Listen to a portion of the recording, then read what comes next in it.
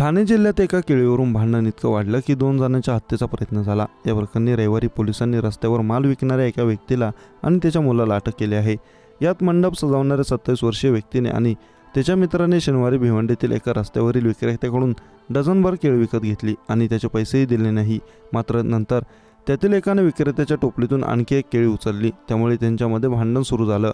ज्या व्यक्तीने केळी उचलली होती त्याने त्यासाठी पैसे देण्याची ऑफर देखील दिली, परंतु वाद वाढला। त्यानंतर 2 विक्रेत्यांनी या 2 मित्रांना लोखंडी रॉडने मारहाण केली आणि त्यांना धमकावलं, असं नारपोली पोलीस स्टेशनच्या अधिकाऱ्यांनी सांगितलं। विक्रेत्याने त्यांना धमकी दिली की इथे पुन्हा दिसले तर गंभीर परिणाम भोगावे लागतील। वृत्तसंस्थेनुसार पीडितांपैकी एकाच्या तक्रारीच्या आधारे पोलिसांनी शनिवारी रात्री उशिरा दोन्ही विक्रेत्यांवर भारतीय दंडाच्या कलम 307 हत्येचा प्रयत्न, 323 जाणून बुडून दुखापत करणे, 504 शांतता भंग करणे अंतर्गत गुन्हा दाखल केला।